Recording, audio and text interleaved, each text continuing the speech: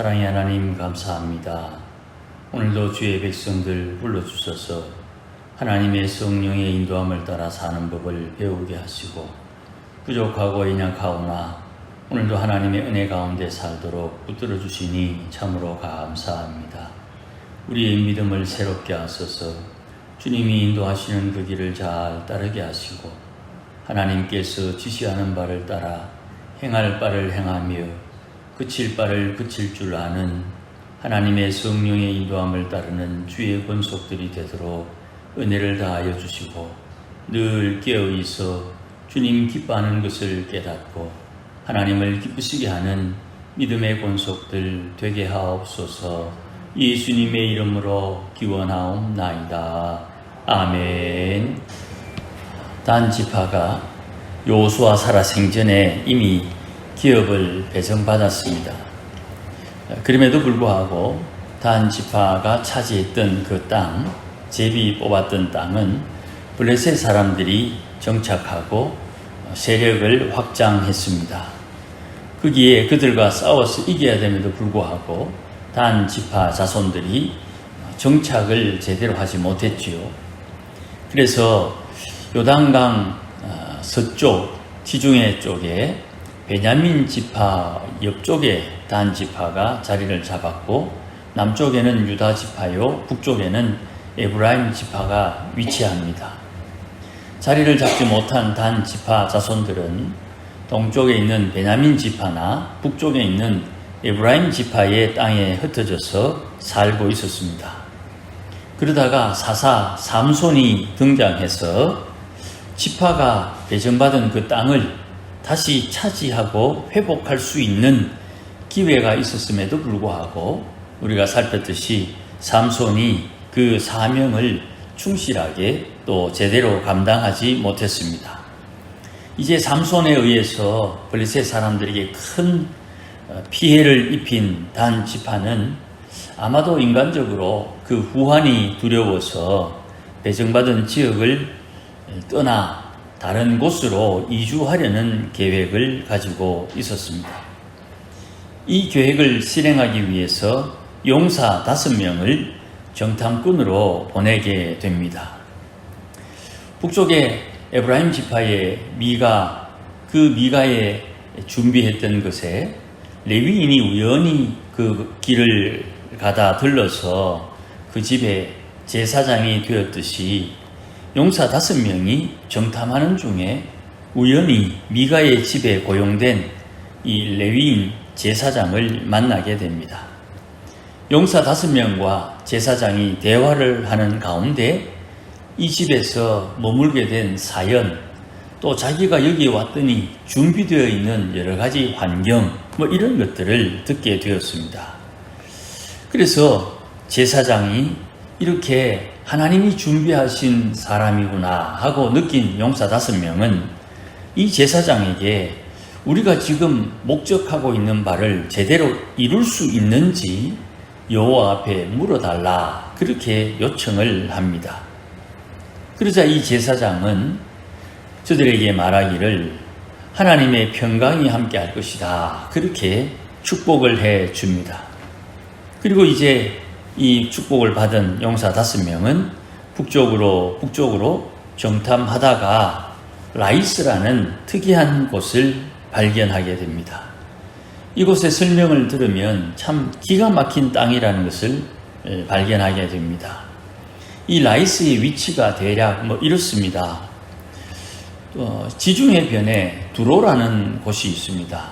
두로에서 동쪽으로 약 10리 정도, 4km 정도 떨어진 곳에 있고 남쪽에 겟네레두 호수, 갈릴리 바다에서 북쪽으로 약 40여 킬로 정도 떨어진 지점에 이 라이스라는 곳이 위치합니다.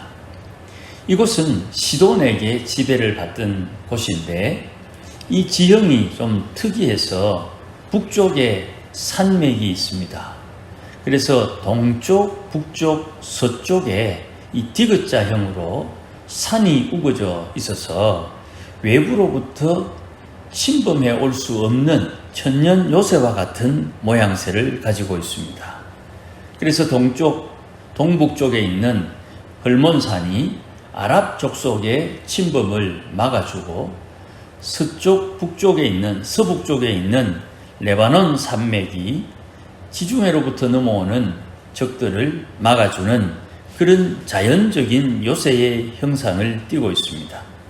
그러다 보니 이 라이스 사람들은 자연적인 성벽이 있어서 편안했고 상대적으로 안전했기 때문에 방어 태세가 허술하다는 것을 이 용사들은 발견을 하게 됩니다. 또 주위에 인접한 동맹도 없이 자기들끼리 평화롭게 사는 이런 것을 발견하게 된 것입니다. 그래서 이 용사들이 자기의 고향으로 돌아가서 보고를 합니다. 이곳으로 갑시다. 너무 마음이 기쁘고 즐거워서 하나님께서 우리에게 주신 땅이다. 그렇게 고백할 정도입니다. 읽지 않았습니다마는 9절과 10절 말씀에 용사들이 이렇게 말합니다. 우리가 올라가 그 땅을 치자. 땅을 보니까 매우 좋더라. 너희는 가만히 있느냐? 나가서 그 땅 얻기를 게을리하지 말라. 너희가 가면 평화로운 백성을 만날 것이요 그 땅은 넓고 그곳에는 세상에 있는 것이 하나도 부족함이 없다. 하나님이 그 땅을 너희 손에 넘겨주셨다. 이렇게 말할 정도였습니다. 사람들은 답답한 상황이 닥치면 누구나 다 대안을 찾습니다. 이게 인지상정이지요. 사람은 누구나 그렇게 행동합니다. 대안을 마련하기 위해서 온갖 생각을 하게 되지요. 나의 경험, 나의 지식, 나의 인맥, 나의 재산 정도, 내가 가진 어떤 것이라도 사용해서 대가를 지불해서 해결책을 찾기 위해서 노력합니다. 그렇다고 기도하지 않는 것도 아닙니다. 열심을 다해서 거기에서 빠져나오거나 그것을 돌파하기 위해서 애를 씁니다. 그런데 여기에 조금만 여유를 가지고 생각하면 무엇이 우선적이어야 되느냐? 우선순위의 문제를 만나게 됩니다. 분명 하나님께서 우리에게 지혜를 주실 것인데 이 지혜가 하나님께로부터 오느냐, 내 마음에서, 때로는 내 욕심에서, 때로는 내 주변의 사람들의 소리에 의해서 움직이는지를 판단하게 됩니다. 하나님을 왕으로 삼고 있는지 먼저 점검을 해야 됩니다. 하나님 앞에 기도하고 기도하는 와중에 이런 생각 저런 생각, 이런 사람 저런 사람, 이런 환경 저런 환경을 경험하면서 하나님께서 기뻐하는 것이 무엇인지를 깨닫고 선택할 수 있어야 된다는 거예요. 그러나 대부분의 사람들은 내가 생각하고 답답한 것을 극복할 수 있는 방법이라면 이것이 하나님께서 내게 주신 은혜라고 대부분 생각하는 경향이 있습니다. 그게 하나님의 은혜가 아니라는 뜻이 아니라 성경은 우리에게 하나님께서 가장 기뻐하는 것을 선택하라고 요청합니다. 이 문제를 풀기 위해서 다양한 방법이 있음에도 불구하고 그 방법 중에 하나님께서 기뻐하는 뜻을 선택하라고 우리에게 요구하는 것입니다. 하나님 앞에 믿음으로 사는 이들은 우리에게 닥쳐진 답답한 상황을 하나님께서 인도하시는 것으로 믿고 하나님이 기뻐하는 것이 무엇인지를 찾아내고 걸러내고 선택할 수 있는 그런 능력이 우리에게 있어야 되는 겁니다. 이것을 우리 시대의 말로 좀 바꾸고 말하면 이렇게 말할 수 있어요. 하나님의 은혜로 깨달았으면 그 방법도 주님 앞에 맡겨야 됩니다. 어제도 오늘도 새벽에 말씀을 드렸습니다마는 우리가 보편적으로 생각할 때 하나님께서 우리에게 질문합니다. 네가 이것을 할래? 저것을 할래? 내가 원하는 것은 이거다. 네가 성경을 읽어보니까 너에게 무엇이 마음에 결정이 되느냐, 뭐 이렇게 물을 때 우리는 하나님을 선택하려고 합니다. 신앙이 있으니까요. 그런데 하나님을 선택하면서 우리 마음 한구석에 하나님을 선택했으니 일이 잘 될 거야, 이렇게 생각을 한다는 거예요. 그런데 예레미야가 하나님께서 권면하길래 하나님의 말씀에 순종했더니 저들이 나를 조롱합니다 하는 고백을 합니다. 하나님의 말씀에 순종했으면 하나님께서 도와주시고 구원해 주실 것 우리가 믿는데, 그것이 나도 모르게 내게 유익한 것으로 하나님의 뜻을 몰고 가더라 이 말이지. 시드기야가 왕이 되자마자 선지자에게 사람을 보내어서 북쪽에 지금 블레셋 사람, 바벨론 사람들이 쳐들어오는데 이 상황에서 어찌하면 좋을꼬? 하나님께서 기적을 베푸셔서 히스기야 때처럼 우리를 구원해 주셨으면 좋겠다 하고 선지자에게 사람을 보내었는데, 이 선지자가 전혀 예상치 못한 답을 합니다. 왕이 보낸 사람에게 하나님께서 말씀하시기를 생명의 길과 사망의 길이 있는데 생명의 길을 가려면 바벨론 왕에게 항복하라, 그렇게 말씀을 전해줍니다. 이제 왕이 되었는데 이 왕이 그 말을 얼마나 수긍하고 이해하고 거기에 순종할 수 있겠습니까? 하나님을 선택하면 하나님께서 우리를 구원해 주시고 우리에게 복을 주시고 우리에게 은혜를 주시리라, 그렇게 생각하는데 하나님의 마음은 전혀 다르다는 거예요. 단 지파의 자손들이 자기 땅에서 도무지 정착할 수 없어서 좋은 땅을 정탐하기 위해서 애를 썼고 너무나도 마음에 좋은 땅을 발견했습니다.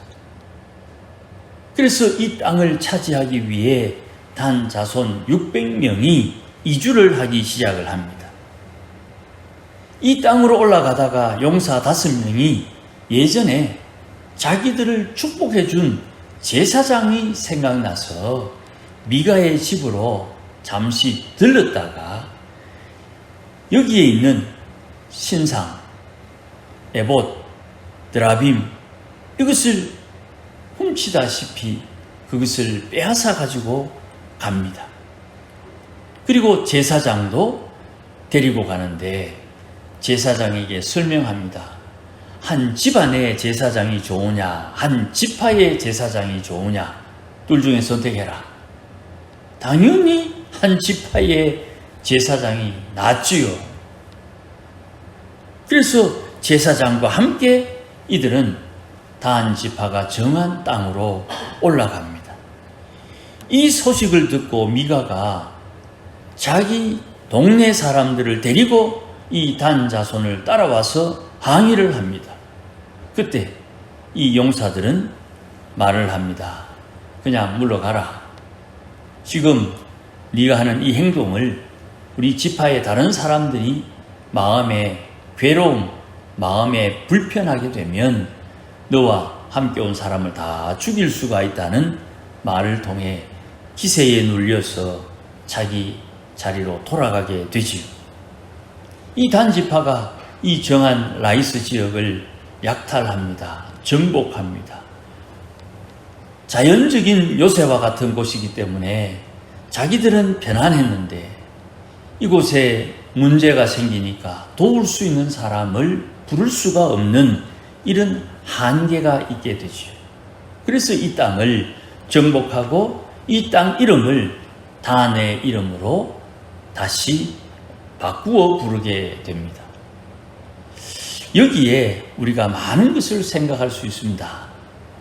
한 지파가 하나님에게 받은 땅을 떠나는 것, 이게 잠언에 나오는 말씀처럼 지경을 옮기는 것인데, 이 지경을 옮기는 것을 통해서 하나님께서 단 자손에게 말씀해 주셔서 이 지경이 옮겨졌느냐, 아니면 자기들의 형편과 상황 때문에 자기들이 의도해서 이 지경을 옮겼는가, 이 근본적인 문제를 먼저 점검해야 됩니다. 미가의 입장에서도 자기가 어머니의 것을 도적질 해가지고 그 살벌한 저주를 거부내어서 회개하고 어머니에게 받은 것을 가지고 가정 재단을 만들고 거기에 제사장을 고용해서 이제 하나님께서 이제부터는 복을 주실 것이다 라고 생각하면서 살았는데, 의외로 그 모든 준비가 다 단 자손에게 빼앗기는 것을 보니 남을 위해서 준비한 꼴이 되어버리죠. 분명히 우리 집에 하나님의 복이 임하기를 기대하면서 제단을 쌓고 신상을 만들고 심지어 제사장을 고용했는데도 불구하고 이걸 전부 다 통째로 빼앗기게 되어버립니다. 하나님께서 지켜주지 않는 이유가 무엇인가? 하나님을 왕으로 삼지 않고 자기의 소견대로 살았던 사사시대 믿음의 사람들의 허물 때문이라는 것을 우리가 발견하게 되는 거예요. 내가 무언가를 선택하고 어떤 행동을 할 때 기도하지 않고 하는 사람 없습니다. 그런데 그 기도의 응답이 하나님께서 지시하시는 바가 맞는지 점검을 해야 됩니다. 이 단지파가 이렇게 좋은 곳으로 옮기고 난 뒤에 이 땅에 우상이 세워지게 됩니다. 솔로몬이 죽고 난 뒤에 나라가 두 동강이 난 이후에 북쪽 이스라엘 지역에 베델과 단에 엄청나게 큰 우상 두 개가 세워지게 됩니다. 성지순례를 가보니까 우상을 만드는 것, 그건 십계명에 하지 말라고 되어 있으니까 우상은 만들지 않고 우상의 모양이 얼마나 큰지 건축물 비슷하게 세워놓았습니다. 엄청 큽니다. 단 지역에 가면 그 흔적이 있습니다. 그 땅으로 옮긴 이들이 더 세월이 지나고 난 뒤에 단 지파가 사라져버립니다. 지금 당장 죽을 것 같고 정착하지 못해서 거할 곳이 없고 비빌 언덕이 없어서 너무너무 답답하고 괴로워 새로운 것을 찾아 떠났는데, 하나님이 제비 뽑아주신 그 땅을 포기하고 떠났더니 시간이 지나면 지날수록 망하더라 이 말이에요. 율법에 하나님께서 허락하셔서 지경을 옮기면 그건 주님께서 옮기라 하셨으니 하나님께서 보호해 주시는데, 자기들의 생각과 계획, 자기의 소견을 따라 왕이신 하나님의 말씀에 순종하지 않고 자기의 뜻대로 했더니 시간이 지나면 지날수록 망하더라. 실로에 모세가 만든 성막이 있었습니다. 우리가 알다시피 사무엘 시대에 법궤를 빼앗기게 되죠. 그 법궤의 흔적을 찾지 못해 다윗이 괴로워하는 장면이 시편에 나옵니다. 그러다가 그 법궤가 뽕나무 숲에 있다는 것을 발견하고 그 법궤를 다윗 왕궁으로 가지고 옵니다. 율법을 잘 몰랐던 다윗이 실수해서 그때 안전하게 수레에 실어서 오다가 우사가 죽게 되는 엄청난 일을 겪게 되죠. 법궤는 제사장들이 반드시 어깨에 메고 옮겨야 되는데 수레에 싣고 그냥 오면 되는 줄로 알고 자기 생각대로 하다가 큰 일을 겪게 되었지. 그리고 법궤를 다윗성으로 옮기고 난 뒤에 그는 하나님의 허락을 받아서 성전을 짓는데 모세가 만든 성막에서 성전의 법궤를 옮기는 것 하나님의 허락함이 있었다 이 말이에요. 그래서 이 법궤가 있는 성전이 하나님이 임재하는 곳이 되고 솔로몬에 의하면 이 성전을 향하여 기도하는 이는 하나님께서 구원해 주시는 약속을 받게 되는 거예요. 옮기고 싶은 마음, 먼저 하나님께서 허락해 주시는 그 과정을 거쳤어야 되는데 딴지파는 자기의 소견에 따라 이 일을 추진하게 된 거예요. 매사의 문제가 다 그렇습니다. 일일이 다 거론할 수 없지만 우리가 살아가는 삶의 모든 환경을 하나님 앞에 기도하면서 주의 성령의 인도함을 따라 결정하고 선택해야 되는 것입니다. 내 마음이 앞서 있다면 하나님께서 정한 사람 붙여주셔서 그 길이 바르지 않다는 것을 막으실 것입니다. 그 사람을 만나는 것도 누군가의 기도와 누군가의 도움을 통해서 하나님께서 연결해 주시고 이어 주셔서 하나님께서 우리의 길을 깨우쳐 주실 겁니다.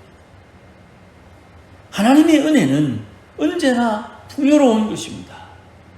그 풍요로운 은혜를 왕이신 하나님, 하나님의 지시하심에 따르기만 한다면 무엇을 해도 다 되는데 하나님보다 내 소견이 앞서면 뭔가 잘 되는 것 같은데 점점점 망하더라.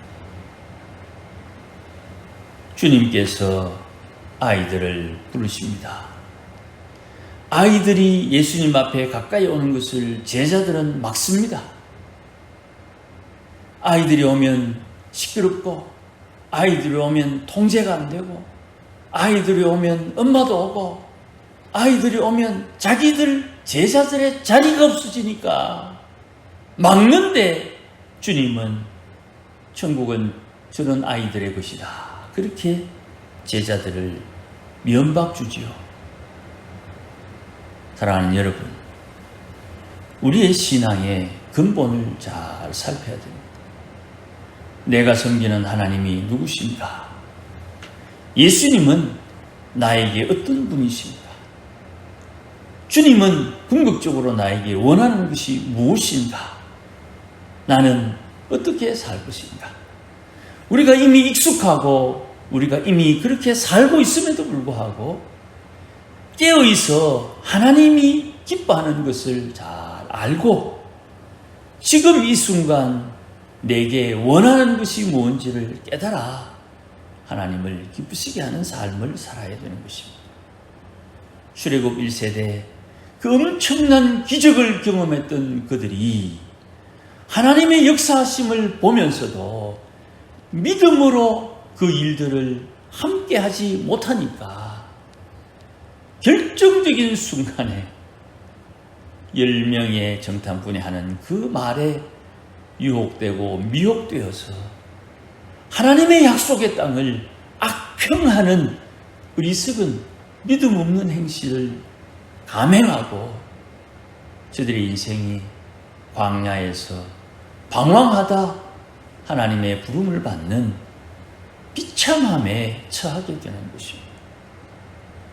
예수 믿는 자에게 죄를 용서해 주시고 구원을 확정하신 뒤에 구원받은 표로 성령을 주셨다고 베드로는 우리에게 알려줍니다. 내 안에 계신 성령이 오늘도 나를 하나님 아버지의 기뻐하는 뜻을 이루도록 인도하심을 잘 알고 하나님을 기쁘시게 하며 오늘도 하나님 동행하며 주의 길을 따르는 지혜로운 믿음의 본속들이 되어야 될 것입니다. 이 크고 놀라운 은혜가 여러분의 것이니 함께 하시기를 주의 이름으로 축복합니다. 기도하십시다. 주님 고맙습니다. 좀 아는 것 같은데도 나도 모르게 악한 마귀의 유혹과 미혹에 빠져 하나님의 뜻을 알고 있음에도 내 소견과 내 능력과 내 기분과 내 자신감에 하나님이 원하는 것을 놓칠 때가 많습니다. 주님 불쌍히 여겨주시고 날마다 주의 계명을 마음에 새기며 거룩한 삶, 성화의 삶을 살게 하소서. 하나님께서 기뻐하는 것을 깨닫고 하나님을 기쁘시게 하며 사는 믿음의 권속들 되게 하옵소서. 오늘도 주님께서 붙들어 주셔서 진정 주님께서 원하시는 것이 무엇인지를 하나님 앞에 묻고 주님께서 이끄시는 그 길을 따라 주를 섬기며 사는 믿음의 권속들 되게 하시고 우리가 이렇게 하는 발자국 한 발자국 주를 섬기듯 우리의 자녀손들에게도 복을 주셔서 하나님을 잘 섬기며 주와 동행하는 우리 자녀손들 되도록 은혜를 다하여 주시옵소서. 주님께서 도와주시기를 원하오니 구원하여 주시고 인도하여 주시옵소서. 예수님의 이름으로 기도하옵나이다. 아멘. 시간 짧게 한 1분, 2분 정도 기도하겠습니다. 하나님 기뻐하는 뜻을 알려주셔서 하나님을 기쁘시게 하는 성도 되도록 복을 주시고 특별히 우리 자녀손들 하나님 은혜 주셔서 젊은 나이에도 하나님의 기뻐하는 뜻을 잘 깨닫고 하나님을 기쁘시게 해서 하나님 예비하신 하늘의 은혜와 이 땅의 기름진 복을 누리며 살도록 복을 달라고 우리 주여 한번 크게 부르고 함께 기도하겠습니다. 주여 하나님 아버지 감사합니다. 은혜를 주시니 감사합니다. 오늘도 주신 말씀처럼 하나님이여 내 소견을 따라 살지 않게 하시고 오늘도 하나님 앞에 묻고 주의 성령의 인도하심을 따라 사는 믿음의 권속들 되도록 인도하여 주시고 하나님 기뻐하는 삶을 살도록 주장하여 주시기를 원하고 기도하오니 주님 역사하여 주시고 특별히 하나님이여 우리 자녀손들 기억하사 복을 주시고 이들이 하나님을 기쁘시게 하며 살도록 은혜를 다하여 주시며 함께하여 주시고 젊은 날부터 하나님을 잘 섬기며 주님 기뻐하는 뜻을 깨닫고 하나님을 기쁘시게 하며 사는 우리 자녀손들이 되도록 하나님께서 주장하여 주옵소서. 우리 어린 손자들 하나님 기억하여 주셔서 어디에 있든지 무엇을 하든지 배움의 터에 있든지 하나님 저들의 인생 가운데 믿음을 새롭게 하여 주시며 하나님의 말씀을 묵상하며 말씀을 따라 하나님 앞에 봉사하며 헌신하며 주를 섬길 때 하나님 저들의 인생 가운데 주의 놀라우신 예비하신 하늘의 복이 임하도록 은혜와 능력 가운데 인도하여 주시고 역사하여 주시옵소서. 하나님이 오늘도 주 앞에 은혜를 구하는 주의 백성들의 소리를 들으시고 불쌍히 여겨주시며 구원하여 주시기를 원하오니 주님께서 도와주시옵소서. 은혜를 덧입혀 주시기를 원하오니 하나님 함께하여 주시고 주의 백성들에게 은총을 덧입혀 주옵소서. 하나님 아버지 고맙습니다. 하나님이여 우리 인생 남은 것 하나님 앞에 드려서 주님 기뻐하는 삶을 살도록 인도하여 주시고 우리 인생의 주인 되시고 왕이신 주님의 인도하심을 잘 따를 수 있도록 복을 허락하여 주시옵소서. 이렇게 사는 삶의 모양을 우리 자녀들이 잘 배울 수 있도록 도와주시고 우리의 손자들이 이 아름다운 삶을 살아 하나님 예비하신 하늘의 은혜와 복을 누리며 살게 하시고 위기 가운데서도 도와주시며 구원하여 주시는 주의 구원을 날마다 경험하며 살도록 하나님께서 은혜 위에 은혜 다하여 주시옵소서. 오늘도 주 앞에 기도하는 주의 백성들의 소리를 들으시고 주님께서 기억하셔서 때에 맞추어 응답하심으로 구원하여 주시옵소서. 이제는 우리 주 예수 그리스도의 크신 은혜와 하나님 아버지의 극진하신 사랑과 성령님의 감화 감동위로 충만하심이 오늘도 하나님을 우리 인생의 주인으로 왕으로 모시고 주의 성령의 인도하심을 따라 삶으로 하나님 약속하신 하늘 상급 준비하며 살기를 다짐하고 결심하는 믿음의 권속들 심령 위에 우리 교회 위에 이제로 영원토록 함께 계실지어다. 아멘.